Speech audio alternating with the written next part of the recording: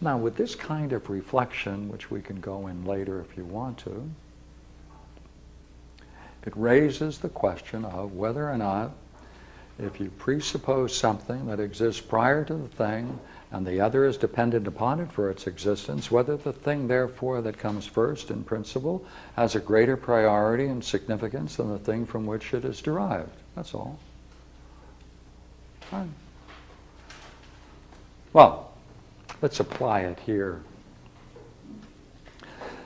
Since this experience of beauty itself, the perfection of beauty, if you behold it, that's the Greek word idea, that's beholding the good, that's why it's called an idea, or an idea.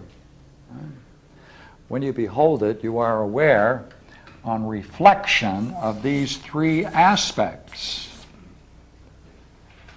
Well, if the thing, therefore, is being experienced, has no limits, it's unlimited, you can't find any limits to it, therefore it's unlimited, has no boundary in any way, right? In that sense, unlimited. But you know what you can say about it? You can clearly say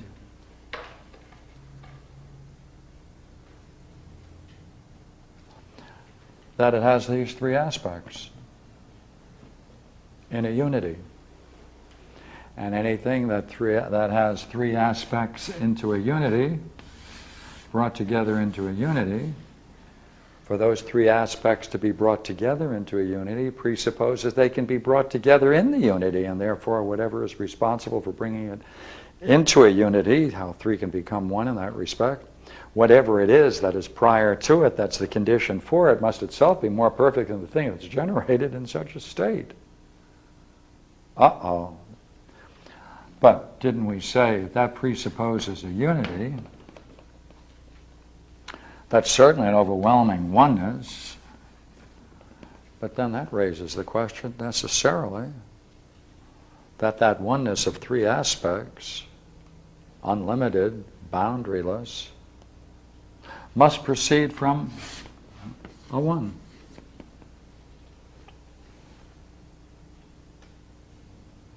One or good. Why one or good? Because in this experience, it's obvious. It is obvious that it is good since you experience in it bliss. And you can't experience bliss with anything unless you accept it as good. Good and bliss go together, right? Right. I mean, who would want anything other than something good when you are experiencing bliss in it, with it? So therefore, it's necessarily part and parcel of this kind of experience. Well, then, there's a goodness, necessarily a goodness. Well, in the same logic we used before, right? Goodness presupposes good, and therefore, if that's an ultimate in that sense, then all things desire the good for a good reason, because by participating in it, you have to then match its goodness, and to that degree you experience it. Now look here. The one has that side too. Right? Even though the one is kind of pure and seems remote from anything that has any kind of immediacy to it, cold. But look here. If anything becomes one, it must do it by coming together, right? Something must be come together to make it one. And in that coming together as one, there must be communion with it, communication within it. There must be a kind of communication where there's a communion within it, such that then you can say there is a oneness that has been brought together. Well, that presupposes a one.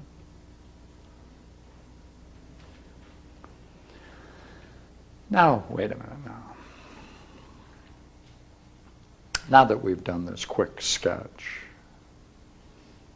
someone now, therefore, presumably is going to go through a meditation on the one.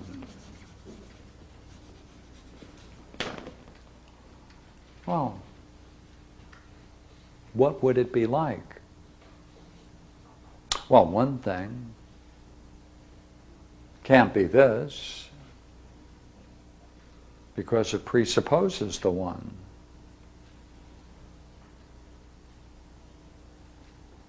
Well, okay. Let's see how it might be approached. Well, from what we're saying, anything that becomes a one, and we want to become a one, then it must be because a union is established, right? A union is established by bringing together the parts.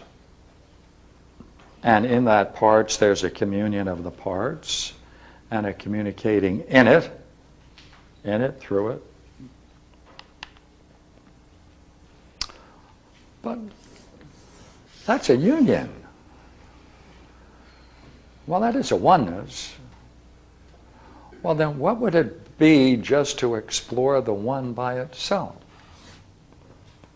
We don't want to go into union or oneness if we're after the one. So we must push our search a little bit further.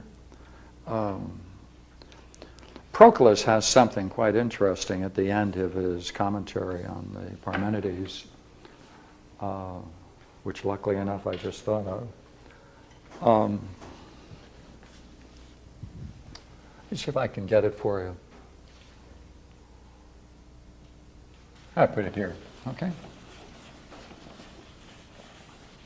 See whether you go along with this reasoning. He said, we all have an idea of the one. All have an idea of the one.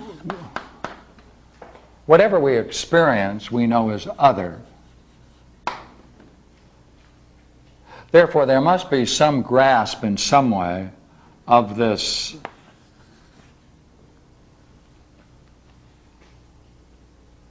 I mean, when someone steps on our toes, we immediately feel that they've violated some psychic space that we have. There is something there. Now, you may call it self, soul, mind, consciousness, whatever you want to call it. At this point, doesn't matter.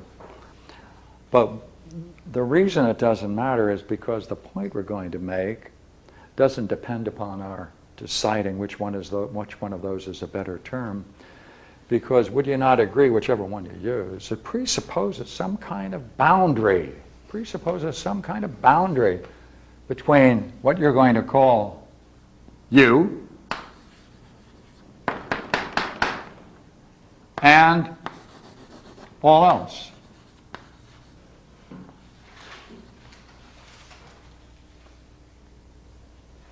That's all.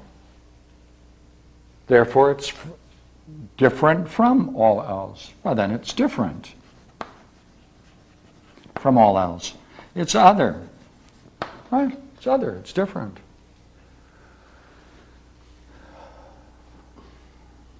So it looks like, of course, this is what Proclus points out.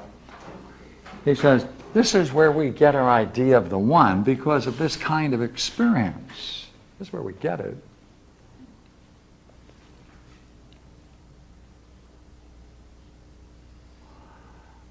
But if that's not the one, if that's not a, I mean, if that's an intimation, if that's a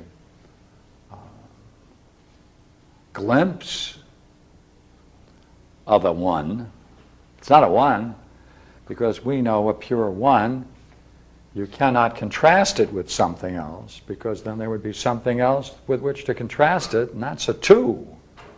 So this is only an intimation. Right, we can't use that, though it's a good way to start, so we'll just take it off. Well then you can't use yourself as a basis or any part of it unless you come up with something. But you're being required now to think about the possibility, or in meditating,